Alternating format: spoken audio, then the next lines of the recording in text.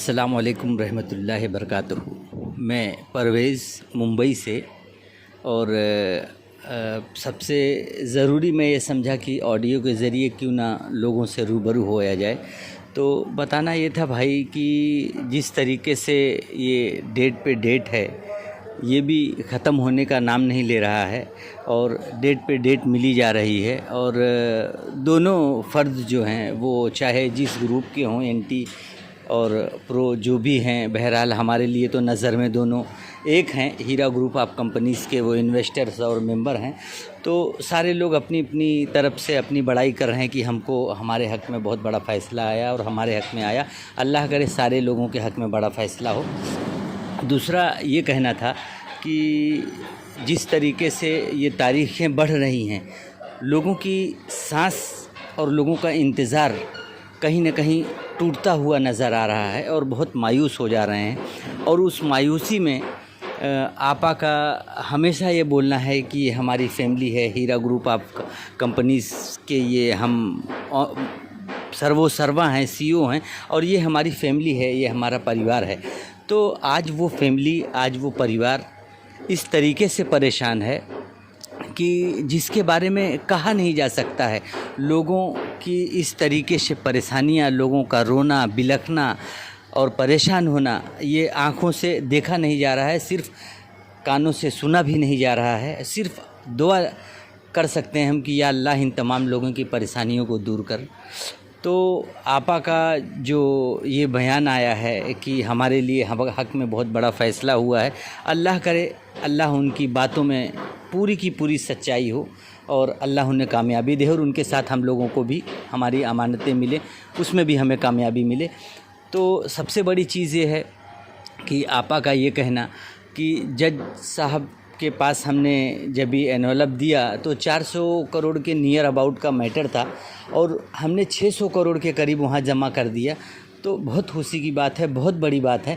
तो जब इस तरीके से बात जज के सामने गई, जज साहब ने देखा कि जो 400 करोड़ का है उसके अगेंस्ट में हमको 600 करोड़ सामने से ऑफ़र आया और दिया हुआ है, तो आपा की लीगल टीम को आपा अपने ज़रिए अपने लीगल टीम से ये कहलवा सकती थी कि सर ये तो हो गया हमारे कंप्लेनर्स का कि 400 की जगह हम 600 करोड़ दे रहे हैं और हम आपके इधर जो है अपना बेस्ट देने आए हैं, अच्छे से अच्छा करने आए हैं कि किसी को तकलीफ़ नहीं होनी चाहिए।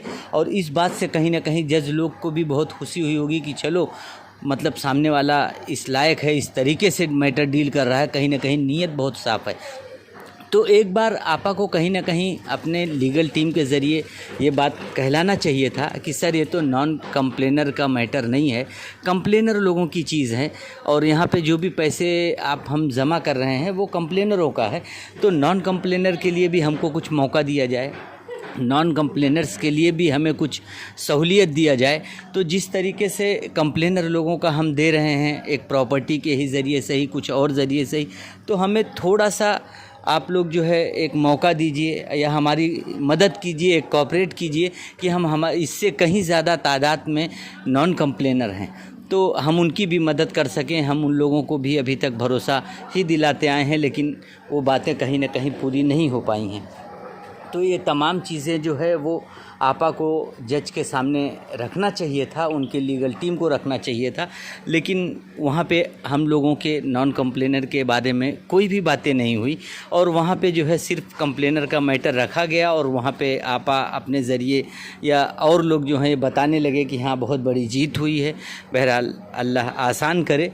तो और दूसरी चीज़ सबसे बड़ी ये है कि इस तरीके से जब तमाम चीज़ें हो गई हैं तो आपा इस मैटर को अभी जनवरी में पेमेंट आना था 2022 को, वो जनवरी की जगह पे अभी ये पेमेंट जो है वो चली गई। समझ के चलिए कि मार्च के टाइम पे अभी जो है पेमेंट जो है आपा बोल रही हैं कि मार्च में होगा।